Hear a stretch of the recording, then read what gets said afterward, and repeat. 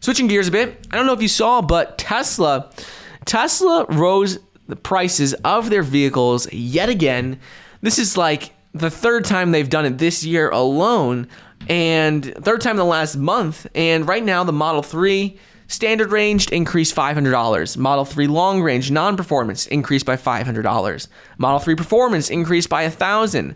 Model Y long range non-performance increased by $500. And other models stayed the same. But basically, this is a pretty big deal. It shows either one of two things, which I think both of them are true. But it's either that there's a lot of demand for Tesla vehicles out there and they can't keep up with it. That is obviously true. There's no denying that. Right now, Tesla has about 9 days of supply in terms of their vehicles. Most car manufacturers have between 60 and 90 days of supply. So having only 9 days of supply in their factory shows that they're struggling to keep up with demand.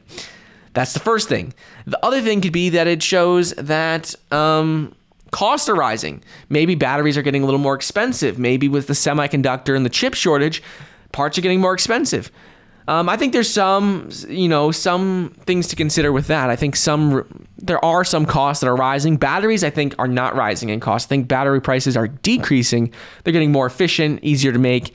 Companies are mass manufacturing them, so they're getting much less expensive in terms of batteries.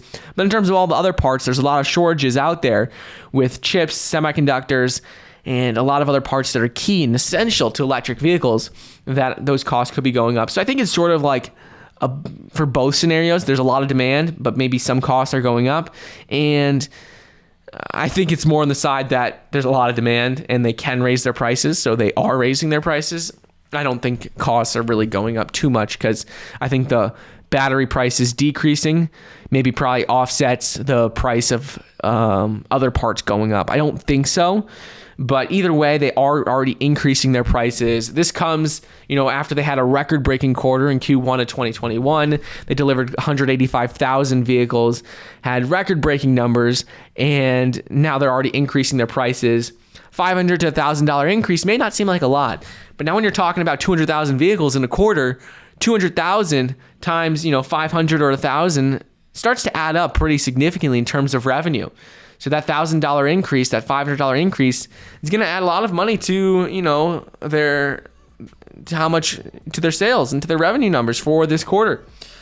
Interesting to see, though. I don't think it's going to change demand at all. I don't think it's going to change anything. People are still going to buy Tesla, no matter if it's $500 more or $1,000 more. It's not going to change anything. But interesting to see that they are already raising the prices again.